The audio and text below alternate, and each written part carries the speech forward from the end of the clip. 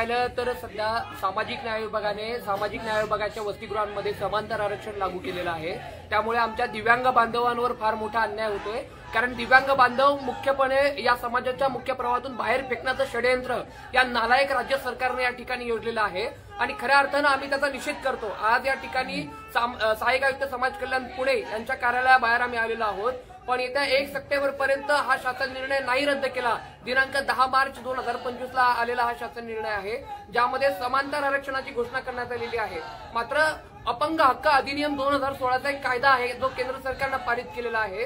त्यानुसार सामाजिक न्याय विभागाच्या वसतिगृहामध्ये दिव्यांगांच्या जागा 5% नुसार भरल्या गेल्या पाहिजे आणि त्या जागा स्वतंत्रपणे भरल्या पाहिजे। पण या नालायकांनी त्याच्यामध्ये समांतर लागू केलेलं आहे। आमच्या दिव्यांग बांधवांना कुणाला 95% तरी सुद्धा वसतिगृहाच्या बाहेर आहेत। यांचे पोरं येशीमध्ये फिरतात, त्यांना लाज कशी वाटत नाही हा आमचा प्रश्न आहे। आणि जर 1 सप्टेंबर पर्यंत यांनी हे आरक्षण हा GR लागू केला नाही दिव्यांग स्वतंत्र वसतिगृहाचा किंवा आरक्षणाचा, तर या सगळ्या प्रत्येक अधिकाऱ्यांना आम्ही बाहेर पडू देणार नाही।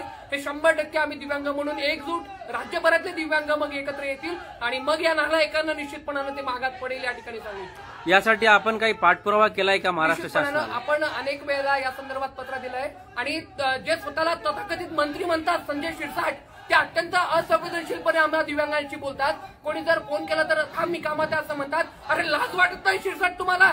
इथं दिव्यांग लोक अनेक रस्त्यावरती आलेले आहेत आणि तुम्ही फक्त राजकारणामध्ये मशगूल झाले। मला वाटतं त्या शिरसाट यांना देखील लाज वाटली पाहिजे। केवळ सामाजिक न्याय विभागाचा मंत्री म्हणून मिरवता कामा नये, तर विधायक निर्णय दिव्यांगांच्या दृष्टिकोनातून घेतला पाहिजे।